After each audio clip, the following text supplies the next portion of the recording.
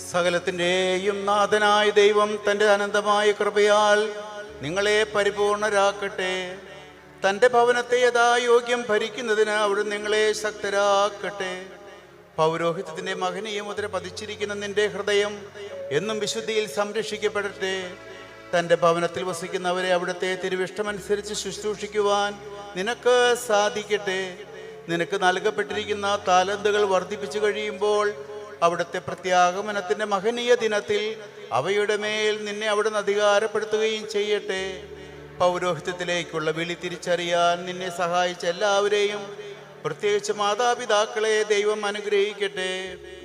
ഇന്നത്തെ തിരുക്കർമ്മങ്ങളിൽ പങ്കെടുത്ത എല്ലാവരെയും നല്ലവനായ ദൈവം കൃപാവരങ്ങൾ കൊണ്ട് നിറയ്ക്കട്ടെ. ഇപ്പോഴും എപ്പോഴും എന്നേക്കും.